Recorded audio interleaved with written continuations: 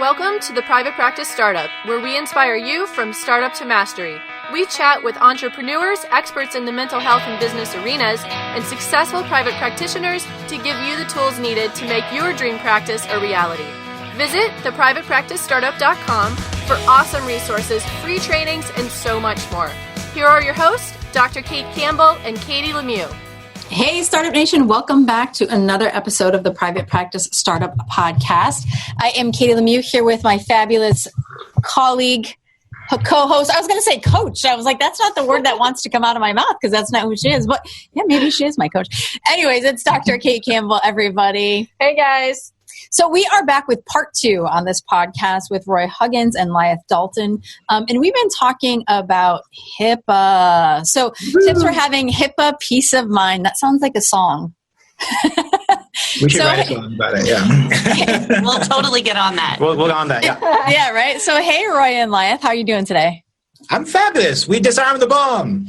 You disarmed the bomb. Oh, miraculously. So if you guys missed episode 1, you got to go back and listen to it. This is the coolest podcast episode ever because it's an underground podcast. We're recording from a live from a live vault. From a live vault. From Right. a live bomb. Oh my gosh. And they not really live bomb. There really wasn't a bomb, but still just we're just playing around.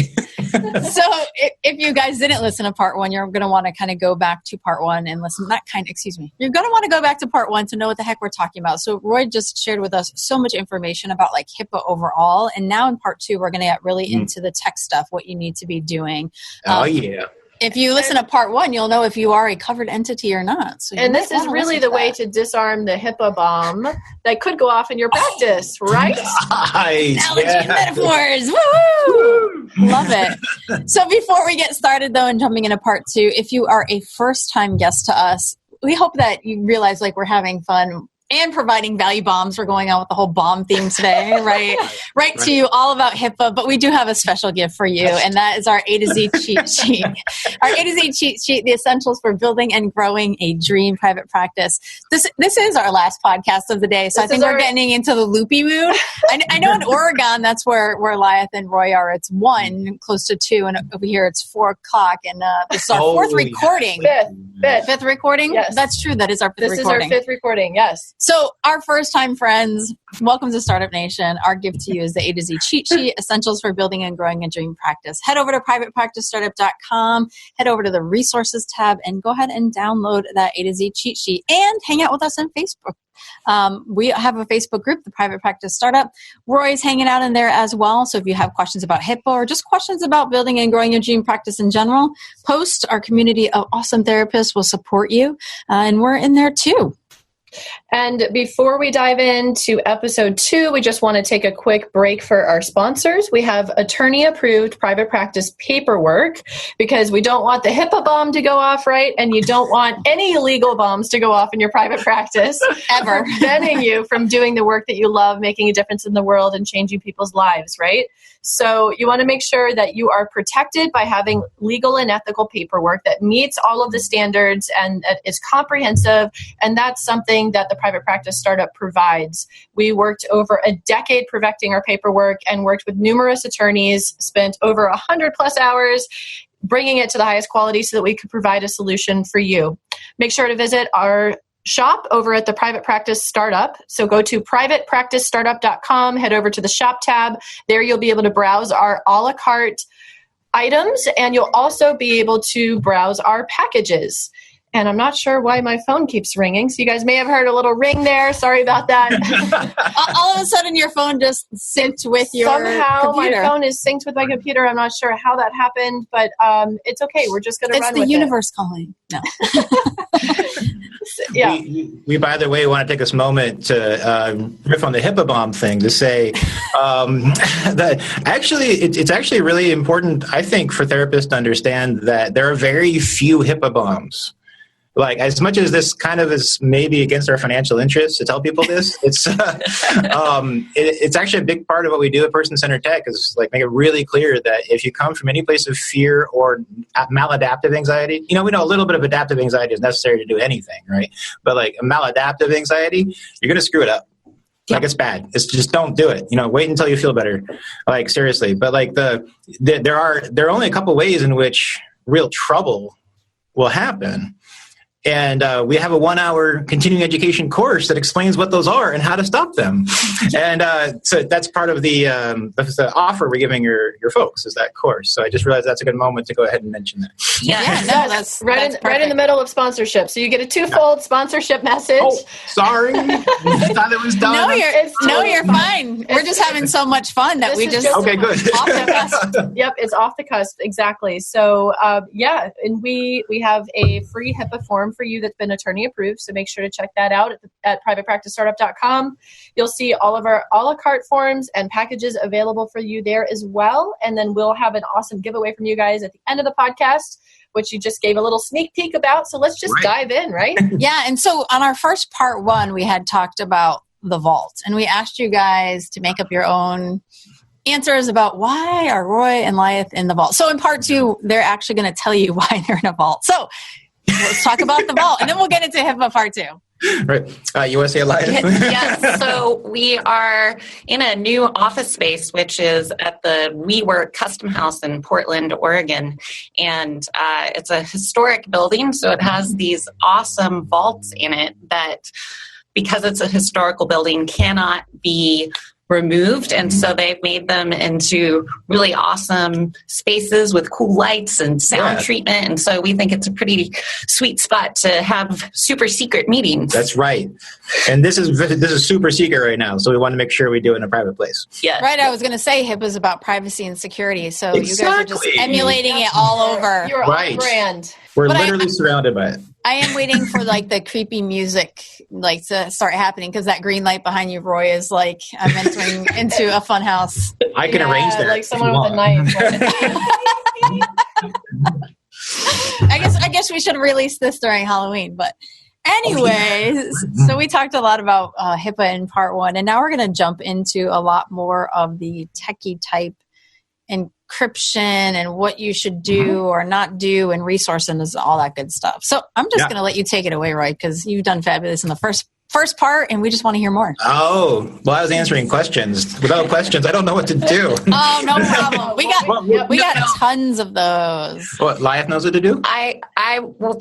In between the recordings, Roy and I were talking about one aspect that kind of bridges the part 1 and part 2, which is business associate agreements. Oh, and the importance of those. And we actually think that they're just as important for non-covered entities as covered entities, because they're serving as an agreement that your protected health information is being secured appropriately. And why wouldn't you want to have that assurance and agreement in place?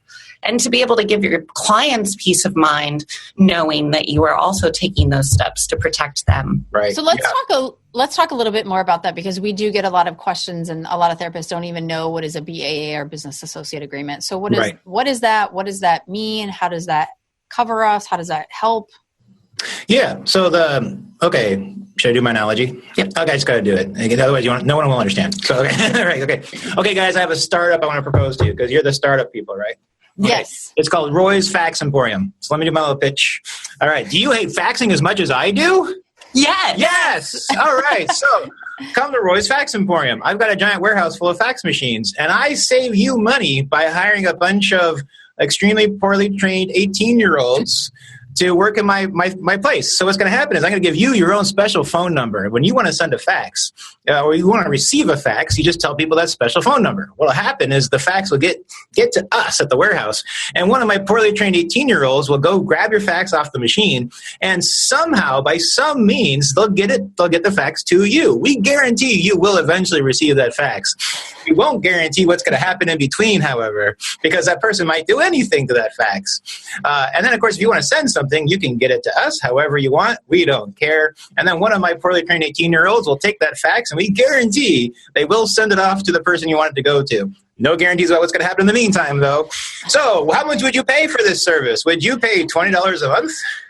I was just wondering, is there like a jelly donut stain on the fax at some point? Is that extra? Yes. If you want it to be.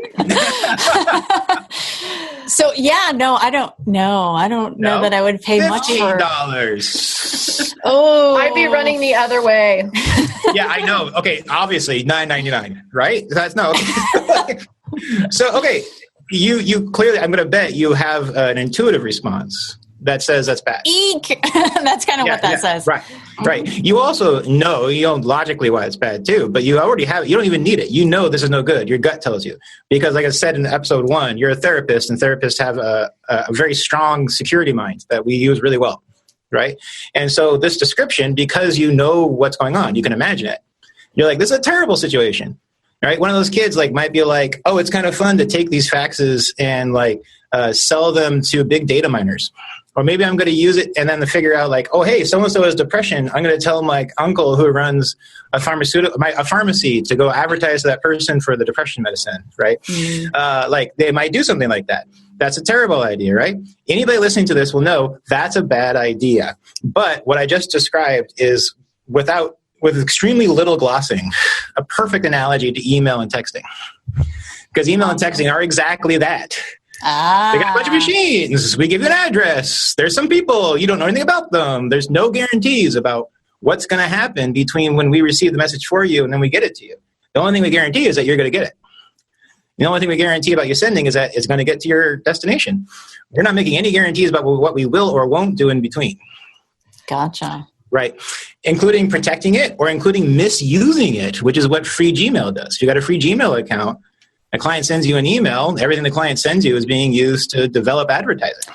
So that's really scary. Yeah. So as you say that, so there's some therapists who have their @gmail.com as their business one. So when you're saying that, if that is you, we got to make some changes there. Right. Yes. You want to get a G Suite account, the paid Gmail and Gmail apps suite, and get a business associate agreement in place for that. How much does that cost, Live? It is $5 per month. Wow, that is so cheap. That's much cheaper per email address. Per email address. Sure, yeah. And please note as well that you will need your own domain name. At this point in time, Gmail doesn't let you have a @Gmail address for it. One interesting note, though, is that Hushmail, which is a secure Hushmail for healthcare specifically, will let you use a @Hushmail address if you don't have a domain that you can provide. Right. Well, and as a clinician, you really want to show that you're in an established business when you're in private practice. And so having your practice name being part of your email address is part of showing that you're credible, you're someone who knows what they're doing, and you're not just like, hey, I want to be a therapist and I'm going to, open up this random email account and sure, email me here. Exactly. Well, when you put it that way, I guess so. No, I'm completely with you. Yeah. My address is portland-counseling-therapy.com. It's very difficult to tell people on the phone. But that's a long one. I am such a counselor and I'm totally in Portland. No. But yeah, it's true. And I have a G Suite account behind that with a BAA, business associate agreement. So Google doesn't use this information for advertising. They do not mine the data in my emails. That's part of the agreement. And that we know that they'll do that because a business associate agreement has certain basic provisions that HIPAA requires it to contain for it to be legally a business associate agreement. It can contain anything else we want it to have, and Google certainly has other things in there that Google wants to have. But the basic provisions have to be there. One is that Google will essentially what it comes down to is the contract states that Google or Hushmail or what's another good one? The Therapy Notes or Simple Practice or any of these guys, it'll say we're going to protect your data to the same standards you have to as a HIPAA covered entity. And we're going to be your agent, right? Because these people are your agent. They're part of your practice, right? But even though they're part of your practice, you don't get to tell them what to do because they're running their own business. And that's kind of if you think about that, that's kind of weird. Liath is my employee as well as my associate here, right? So I could define the policies Liath has to follow as an employee of Person Centered Tech. right? And she can either follow those or get a different job, right? Which is discussion this morning, and it's no. Or she can go to like the government and say their policies are violating labor laws. You can do that too. But that besides, like, you guys, I know help people with a group practices or just a practice where you have employees. The people follow your policies, and the HIPAA security rule requires you have policies that govern the security of information, including the text security. That's great. Those people are what you call workforce under HIPAA. They're the workforce of the practice. And what you need to do with them is make sure they don't violate your security policies, which is why you got to train them on HIPAA, or really you got to train them on your policies. Sometimes training them on HIPAA itself can be helpful, especially if they're clinicians or high-level administrators. But otherwise, really you just got to make sure they don't violate your policies. That's the important thing. Right. A business associate is a third party. They're your agent, but they're not a part of your practice, or they're not like in your practice, right? They technically are part because they're an agent of your practice. Google is an agent of my practice. Hushmail is an agent of my practice. Gotcha. SFAX is an agent of my practice. But I can't make them follow my policies. It doesn't make logical sense because they have their own facilities, their own stuff. They have other clients too. They do things their own way.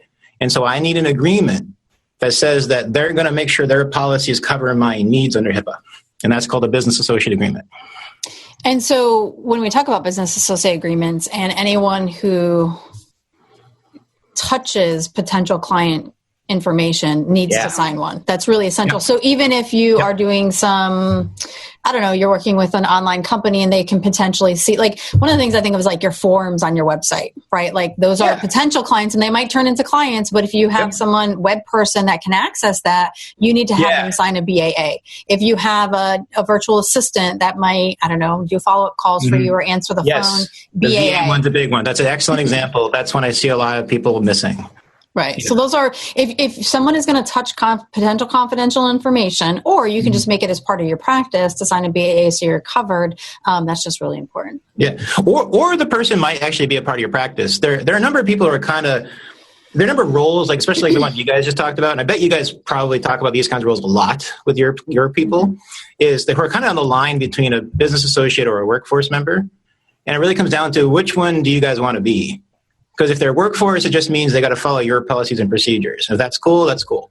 If they're a business associate, that means they don't got to follow your policies and procedures, but you do got to do the agreement, and they got to make sure they don't violate HIPAA for you, right? But ostensibly, and I say that for important reasons, if they're a business associate and they sign the agreement and it's got all the provisions HIPAA requires, they do, I'm going to use the legal term, they do indemnify you against liability to a certain extent.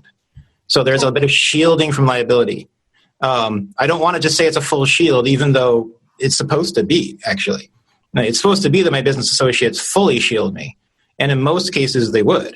Like if they had a security breach, that was their fault and not mine. Most of the time, I'm not going to end up liable for that, assuming everything's in order. And probably most of the time it is, but I just don't want to guarantee that's always the case, because there are situations where, like, if it's partly my fault, or if I should have known better than hiring people who don't know what they're doing or something like that, I could end up with some of that liability. Mm-hmm. But largely with that business associate agreement, they take that, and I am off the hook if they have a breach, except for that whole part where one of my clients just got hurt by a security breach, which is why you want to pick good business associates no matter how risk tolerant you are about liability. Good point. So I know people always have the question about like the tech stuff, their phones and all the stuff like that. Well, actually, before we do, awesome. So before we go there, so when we're talking about G Suite and things like that, so I think, I know on part one I had asked you, one of the reasons I started getting a little freaked out is even though I have G Suite and I have a BAA, I started, when I went to Facebook, I saw that my clients I emailed were being recommended as like potential friends. What is that? Like, what makes you think it's associated with Gmail and not like the location settings on your phone and they're next to you and it thinks maybe you're hanging out? It would be very closely after they had emailed me for the first time. Oh, before they emailed you, not before when they're coming. You're not physically met them? No, I don't think so. Yeah, because Kate's talking about the most nefarious version, which is that you both have the Facebook app on your phones and your phones come nearby each other once a week at about the same time. Phew. I was wondering, I thought it was like Gmail. I had no idea about that. That's a thing Facebook does. Okay, I'm like minus kindergarten when it comes to a lot of like tech stuff behind the scenes. Oh, like, dude, I had no idea about that until I got into a news report. I would not have thought of that. I was like, oh my God, that is these people. So yeah, maybe it was shortly after I had met them or something like that. Now it's making sense. Well, if they might have shared contacts with Facebook somehow. So if they email you, you'll end up in their contact book. And if they had shared, even if it's just your email address, if it's the same one you use on Facebook, then if they had shared their contact book somehow with Facebook, then Facebook would be aware of the link between them. Got it. All right. LinkedIn does that really explicitly. Yeah. Which is one reason, too, why we recommend not using the same email address for your Facebook account as your practice. Professional. Yeah. So, but what happens, though, because my Facebook personal is a personal email, but then what about the business page being linked to it? Yep, that would do it. Okay. They got the link. That'll make the link. Yeah, Facebook, this is a situation of Facebook just trying to figure out if people are connected. So there are no boundaries around that. If they can find the link, that's a good point. Actually, that's a good point, Lilith. Yeah, if your professional page will usually be under your professional address. So Facebook will know it's connected to your profile. But no one's saying what kind of connection it is, and no one's qualifying that connection that it's a client of yours. Well, no one is, but it freaked me out. Like when we talked about Amy Crane's Facebook ads, like how you can't say you because most people don't know that you're targeting specific people and that you can do that. It just freaked me out. It's like all of a sudden I see this client and now they're recommending as a friend. Like, like that's who's watching me? It's Alexa. I know it. That's kind of funny. We say you. We tell our people that we target them in Facebook ads. We're open about that stuff. Well, she was talking about how like the normal consumer doesn't know that. Oh, right. Like if you recently got engaged, right? Like someone can pull that information. They're like, "That's weird. Yeah. How do they know I got engaged? I don't know these people." So yeah, that information is about 65% accurate, by the way. Just so you know. So with then having G Suite and a BAA, and now I got the mystery cleared up that it's not Google, it's the potential app. Okay, right. Or the client revealing their information to Facebook. Okay. Do you need to have encryption then on your email? Don't you? What's the answer to that? Well, let's understand what encryption is, right? So encryption means taking information and turning it into a secret code. Right. So there's a thing that goes on that really confuses the heck out of people is the word encryption getting used as some kind of synonym for security. Yes. Because you say, like, do I need encryption on my email? That language is used all the time. Right. People use that language frequently, and that's why people are picking it up. But it's not a sensical statement. Like encryption on my email and how it might relate to Facebook making connections doesn't make sense. And that's not your fault, Katie. You're getting told that kind of phrasing is being told to us all the time by other people. And it confuses us. Encryption means taking a piece of information and scrambling it. Right? So an email itself, an individual email, you could scramble it. Right? But here's the thing. If I send you guys an email scrambled with my code, how would you read it? If we had the decoder, the spider. You got it. Yes. In fact, that's the exact analogy we use. Oh, yeah? Yes, a decoder badge. The Captain Midnight decoder badge. Is it the red one? If you have the right one. You're winning at this escape game. You're winning it. You're disarming the bomb. No, so like so that's the thing. Like, so okay, you have to have the right decoder. So if I just send you an email that's scrambled, how do you decode it? How would we make sure you have a decoder? You get it from the Cracker Jacks box. That's it. You got it. So that is why you need to have a lot of Cracker Jacks boxes. But if you notice what that means is you and I have to prearrange a thing. Right? Like if you ever watch World War II movies about like the encryption, which is a huge thing in World War II, the challenge is that the people who want to send secret codes to each other have to have some kind of place and meeting where they establish their code together. Right? So like if I want to use encrypted communication with you, you and I have to be using the same decoders, which means either we are using PGP, public key, or blah, blah, blah, the whole thing, which no one does because what is that? Or we have to use the same app. Right? So I use Signal. It's a secure, free, open source, secure texting app. It's how I text with my clients. Signal. Yeah, and like because they're both using it regularly. Yes. Right? Yes. No wacky spelling. Okay. Totally legit question. And like so like all they have to do is have Signal, and we can text each other with this high level of security. Please, before you use Signal, go read our review of Signal, which is open to the public, so you know the pitfalls and ups and downs, or documentation. But that's because we both have Signal. So Signal, the company, acts as a go-between that ensures that we both have the decoder rings. You're talking about trying to send an email from Gmail to any other given email address. You don't know who it's going to receive. That means that there's no decoder ring exchange. So Gmail is going to send conventional normal emails that may or may not have some encryption at different points while it's moving through the internet. We just released an article that actually describes this with very handy, colorful pictures, called The 3 Kinds of Email. If people want to go check that out, it explains it very clearly. But usually when we talk about encrypted email, what we're actually talking about is a thing called escrow. Right. Yeah. Do you want to talk about that, Lyeth? You probably have a really good description of it. Sure. So escrow email essentially works in a way where you want to send a message and want to ensure that it is encrypted and protected. So when you send that message, it doesn't actually, the escrow style email, it doesn't actually leave the server where it's being held, the service that you are using to send that. What it does is send a notification to the recipient at whatever type of service they have, and then they have to go back to the server and service that is holding the email for you and retrieve it there. Right. So its security is ensured by not landing in their inbox. Yeah, that's right. Not being sent over the internet. And not being sent over the internet, which may or may not use encrypted basically channels. What you're saying is that there's a secret code in the vault, and if you want the code, you got to go to the vault. That's actually, yeah, that's pretty much it. Yeah, That's right. And we'll send a messenger to you telling you, hey, Roy, there's a code for you. You got to go to the vault to read it. Yeah. And you've all gotten those messages that say your clinician has sent you a message, click here to go log in and read it. Yes. And that's called what? Escrow? Escrow, because the service is holding the message in escrow. So we're talking a little bit about the email. I'm curious about the cell phones because so many clinicians will text confirmation of scheduling. Some of them text more. Obviously, there's calling back and forth that happens. There's voicemails. So talk about how HIPAA plays a part with all of that. Transmissions must be secured. I mean, the transmission security standard applies. So this is part of why in part 1, I was very careful to say that confidentiality is our duty to protect client privacy choices, right? Yeah. So if a client says, I would love those text reminders, that's really helpful.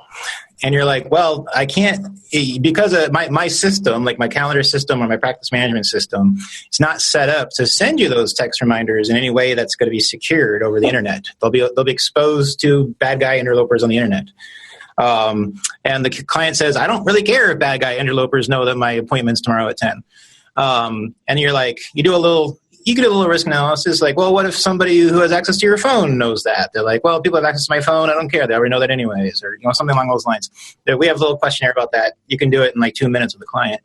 And then the client's like, okay, it's like clear that this unsecure SMS that we know is limited to telling about appointment times, the client feels safe with it. We know they actually are safe.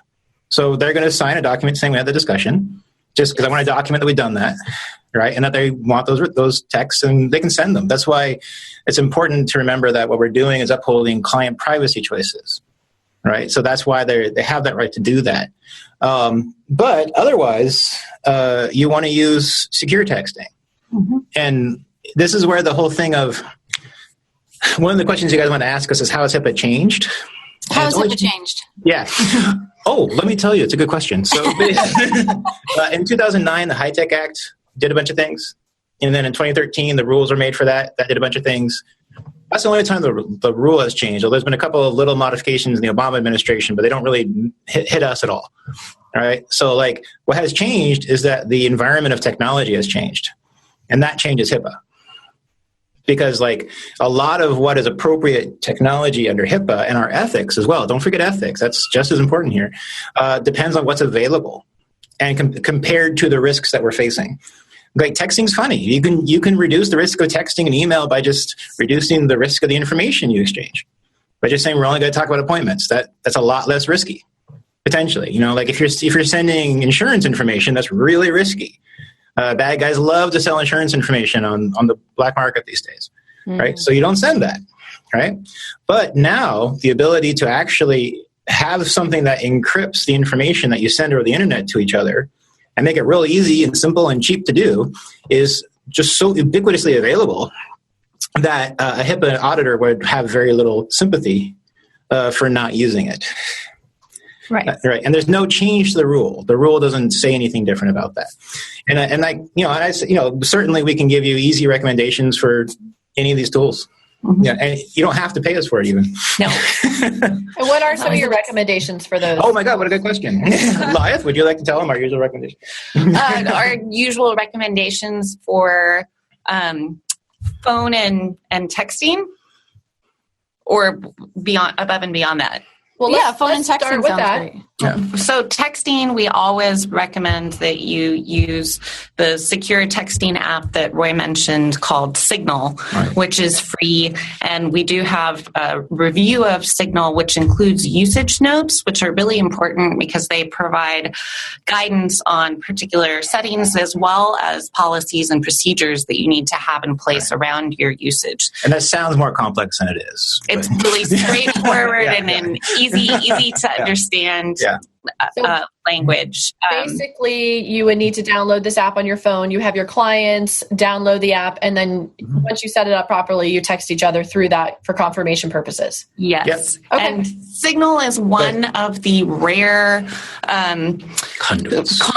Yes. The conduit exception under HIPAA is extremely rare to see, but Signal actually does qualify as a conduit. That means which you don't is need good for us. You don't need a business associate agreement. Yeah. Okay. Necessary, because the company doesn't actually see or have access to any of your info. Gotcha. Yeah. So that's a great recommendation. What other recommendations? Because obviously you guys are the experts in this area. You've vetted a lot of resources. Yeah. So what else? How many of your people use Google Voice for their phone? A lot of people probably. Yeah. Oh. Yeah. Lyeth, tell us about that. So the even if you have a G Suite with a BAA, the G Suite BAA excludes Google Voice explicitly. So Google Voice is not a HIPAA compliant or secure option. Don't Lyeth, you get the thing. However, and there are a number of options that for VoIP second line phone services that will do business associate agreements. One that's really popular among our members is Ring RX, and it's a great price point, $15 per line. And the nice thing about them is that it was designed specifically for healthcare. Right, and it's run by healthcare people. And it's run by healthcare people as well. We love that.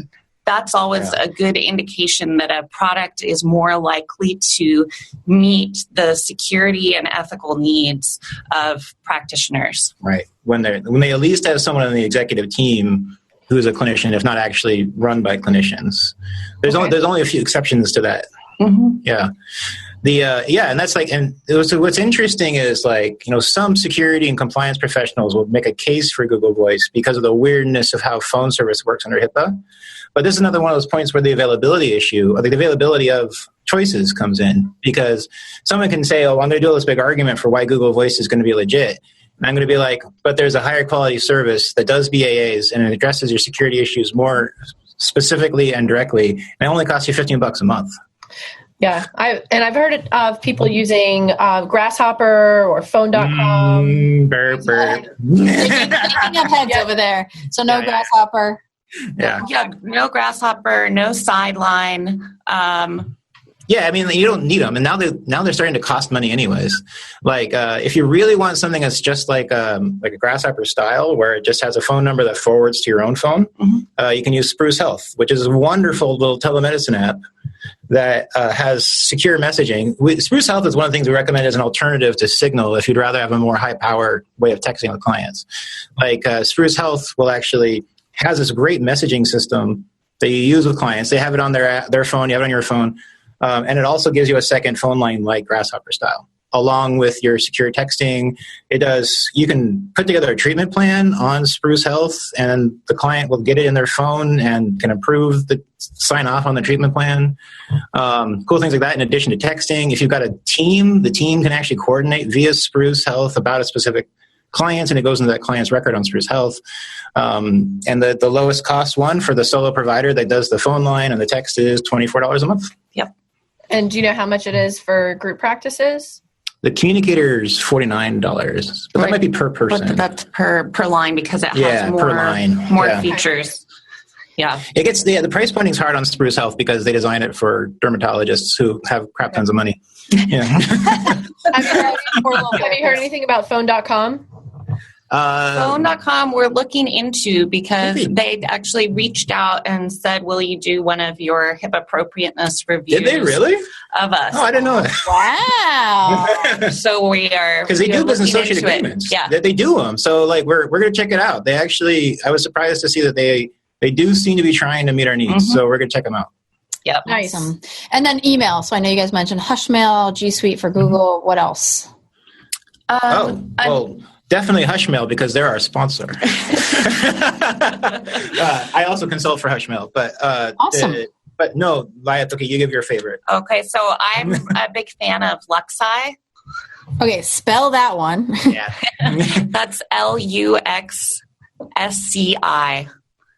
And they are also very much oriented towards healthcare and mental health care professionals. Yeah. They offer a number of different services as well as secure video, secure messaging, secure forms. Yeah. They have a form builder if you're wanting to do secure. Hushmail is also developing a form builder. I've talked to them about it. It looks awesome. It's funny you mentioned that because I spoke to Michael Formica about that in regards to the forms and the email. So. Yeah. Right. Yeah. Like $4.99 or $9.99 for both or something like that. Yeah. Hushmail is $9.99, but right now Luxi's form system is more powerful, but Hushmail is trying to catch up.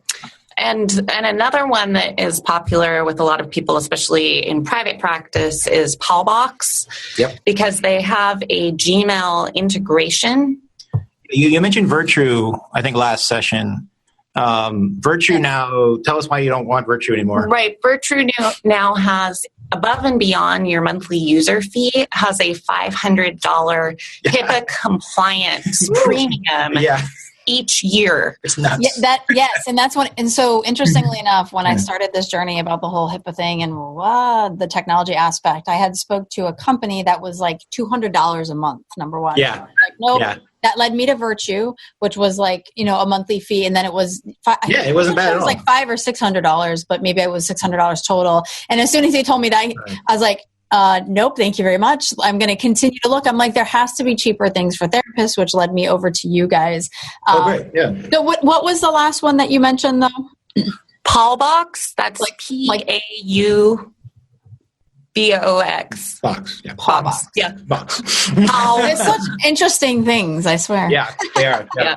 Pallbox is the one is like the new like low cost or like small practice thing that integrates right into your Gmail for doing security. Yeah. Awesome. So, I mean, we could probably do part 3 and part 4, but I know you guys have shared with us. You guys should become a member at Person Centered Tech, and you can talk to us every week at office hours. Super fun. And that for any listener, I'd assume. Yes. And you get to get the access to reviews of all these products. Yep. And that we've talked about too. And if there's something we haven't reviewed that you're considering adopting in your practice, you can request as many reviews as you like. This is the service for our members that's included with a number of other resources and features, including office hours sessions with Roy, in which you get to ask any and all of your specific questions, and we give direct input and guidance. And Liath is always there too. Yes. Because there's a lot of times Liath knows something I don't. So share with us a little bit about your membership program. So the membership program consists of several primary resources. The core of it is our office hour sessions, which are 90-minute sessions 4 times a month, in which we answer members' specific questions, dialogue with them around their practice considerations, and give specific input and guidance. We also are now doing special CE for office hours. Mm-hmm. So 10 times a year, we give ourselves a break in July and December. We do a special CE session. So our next one on January 25th this month is actually how to do a risk analysis, because that's something that is really an important part of complying with HIPAA, but it's a pretty overwhelming thing. So that's going to be what. So we're going to teach you our best way of doing it right now. We're developing better ways to do it, but we're going to teach you what we got right now. Exactly. Yeah. And then the membership also includes our core courses on digital confidentiality according to professional ethics and HIPAA. Mm-hmm. How many hours of core courses do we have? Currently, we have 8 hours of core courses, and then we have an additional 3.5 CEs that are immediately available to you, but those are being added to on a monthly basis. How about psychologists? Can they use our continuing education credit, Leah? Yes, they can, because all of our CEs are APA and NVCC approved. Mm-hmm. And part of why we started doing the CE for office hours was to be able to give people who have the live CE requirement to be able to help meet their CE needs, especially. Right. That's awesome. So not only are you guys a wealth of knowledge, you also have other services that support us, and we have to get CEs anyway. So you have to be HIPAA compliant, especially if you're a covered entity. But it is a best practice, and so we should probably all head over to Person Centered Tech and check out definitely their membership stuff and how they can help and support us. And so many of you have so many questions on HIPAA, and to spend time with Lyeth and Roy. I mean, they've done part 1 and part 2, and we're not even done. So I can only imagine the great value you guys add. And then also it really brings peace of mind. I mean, listen, you guys have heard Roy talk, and when I heard him on Joe Sanok's podcast, I was like, he's funny, he makes things light, and I've been taking it so seriously, hiding out. I'm like, I can't talk about this because, we're supposed to be these private practice consultants, and I know that. Yes. We have to lead people in the right direction. And then I'm like, Katie, just get over yourself. It's fine. Be vulnerable, be transparent. And Joe was totally transparent on the podcast. And it made me feel like, okay. Yeah, Joe's hilarious with that. So I haven't heard the podcast, but I'm a fan of Joe. So they did it. You guys did it in Hawaii. And there was birds and then a bird. Oh, I love that. That's the first one I did with Joe. That's when I first met him in person. Yeah. Yeah. So that was really cool. But so for part 2, what do you really want people to take away from our part 2 podcast? I'd say HIPAA compliance, full compliance, true compliance, requires some tasks that most therapists find extremely difficult on their own. A number of therapists we've worked with have hired consultants to do it, like the risk analysis, for example. And I'll tell you right now, the reason we started membership is that I used to just consult one-on-one with people to get this stuff done. It would cost $1,000 to $3,000, but I was doing the same thing over and over again. It didn't make sense to do that. I was like, if I can have a repository of info plus be available for the customization or just to talk to people about whatever, but put boundaries around it. So it's not just killing my time, right? That sounds like it would work. And that's the basis of the membership. The idea is to ensure that you can eventually get everything you need from us. For a single cost, for a fixed cost. A number of people end up getting one-to-one consultation anyways. I always try to tell them, just come to office hours. There's no limit. It doesn't matter how personal your question is. We don't care if it's useless to every other member. You still should come ask us because that's what we're there for. So I want to make sure people understand that. And when we encounter colleagues out there who haven't started the journey yet, they don't really know what they don't know. And there's a lot. And I really don't like to use that kind of fear to market. It's actually against our policies. But but it's something I think we realize people need to know is that there's a lot.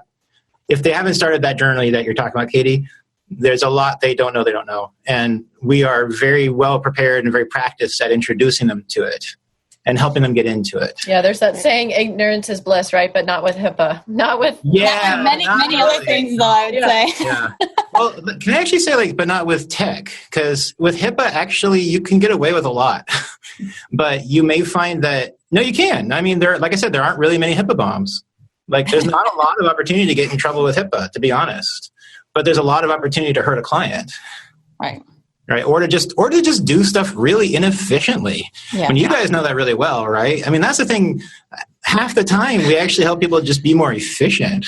Yeah, exactly. That's actually most of what we end up doing. Right. And normally when folks first come to us, they'll be like coming from this place of super overwhelm and not knowing where to start, but feeling like they have to change everything and do it all at once. Yeah.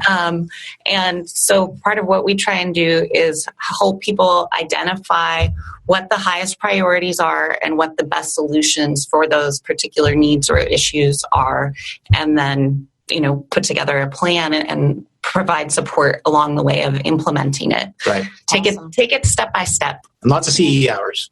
Yeah. So check out your guys' membership site at personcenteredtech.com. Yes, is that where it's at? Yeah. And then did you guys also have you had a giveaway? Yes. Yes, we did. So the special offer is to call me for a free 10-minute resource consultation. Mm-hmm. Ask me your specific questions, and I will direct you to resources and answers to those questions. And as part of having that consultation with me, we will also give you a copy of our HIPAA investigation repellent course. That's the one I mentioned at the beginning that tells you like the basic, do this, this, this, and this, and you're going to cover like 90% of the HIPAA bombs. It's like bug spray, a repellent.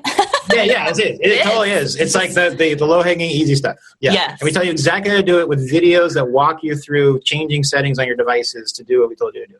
Exactly. I actually had my assistant do all that and like give me all the cliff notes or whatever. I have to read them, but yeah, it's really I'm going to check that stuff out. Yeah, it's super easy. Yeah. And we also will be offering you 20% off the annual membership. Right. Basically, what it is you can either choose to take the course or 20% off the membership. Cool. But the membership includes the course. So yes. And you get to talk to me for 10 minutes. Yeah, I'm actually jealous. Awesome. You guys are I want to talk to Lyeth for 10 minutes. Come on. A wealth of information and so fun to talk to about this really serious stuff. But I think it's kind of been like a fun and light podcast. Yeah, I don't feel worried anymore. So guys, don't feel worried. We all have HIPAA needs, and I can't imagine that really any one of us, maybe Roy, feels extremely confident about HIPAA, and these are your go-to folks. So talk with Lyeth for 10 minutes on that console, hang out in their membership, give them a call or email them, whatever, just get connected because they're just super awesome. But we wanted to thank you guys for joining us today. I know there was a ton of information. I have notes all over my paper that I have to go now put into the show notes page. Is that all that writing on that wall? I was wondering what that is. Yes, I've been transcribing it all over the place. So everything that we've talked about today, the email stuff, the text stuff, which phone services not to use. We're going to put that on the show notes page, including the giveaways that Roy and Lyeth have offered. But if you did not listen to part 1, go back to part 1, listen to part 2. Next week, you want to join us with Jessica Dolgan from Therapy Partner. We're going to be talking about EHR. Oh, hey. Hey, and then we're going to talk about EHR there. So, Startup Nation, thank you guys so much. It is the end of our Friday after 5 hours of podcasting. I hope we've kept up the energy. I feel a little toast. You guys did great. You're fantastic. Toasted. I had toast this morning, avocado mashed toast. Maybe that's what it's about. But I do feel a little toasted. But thank you guys so much for making such a dry, boring topic usually fun, exciting. Love the metaphors, the analogy. It was amazing. We had a blast. We hope you guys did too. Check out the show notes page, like I said, for tips, resources, giveaways. And thank you for allowing Kate and I to continue to inspire you from startup to mastery. See you later, Startup Nation. Bye, guys. Bye. Bye. Thanks for joining us on The Private Practice Startup. Visit theprivatepracticestartup.com for awesome resources, free trainings, attorney-approved private practice paperwork, and so much more.